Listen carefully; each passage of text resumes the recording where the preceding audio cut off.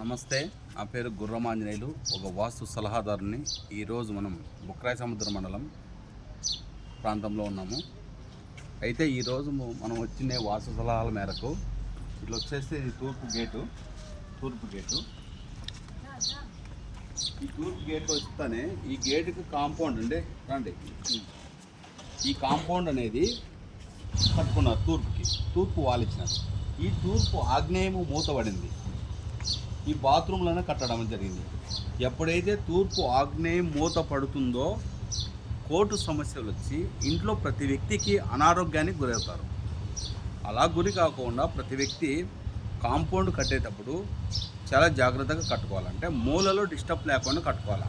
తూర్పు ఈశాన్యం కానీ, తూర్పు ఆగ్నేయం కానీ, నైరుతి కానీ, వాయుమూల కానీ, ఈ 4 మూలలు క్లియర్గా ఉండాలి. ఇంట్లో అయితే ఏ విధంగా గర్భంలో అయితే మనం ఖాళీగా పెడతామో బయట కాంపౌండ్లో కూడా అదే విధంగా మనము ఖాళీ పెట్టాలని లక్ష్మీ వాస్తు సలహా. థ్యాంక్ యూ అండి.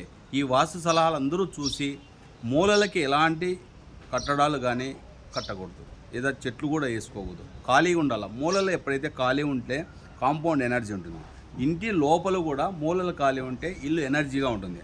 ఆ విధంగా అందరూ ఈ సలహా, ఈ వీడియో తీసుకొని ఈ వీడియో ప్రకారం అందరూ మూలలు ఖాళీగా చేసుకోవాలని. థ్యాంక్ యూ అండి. గుర్రమాంజనేయులు. నా నంబర్ 9966181170. Thank you.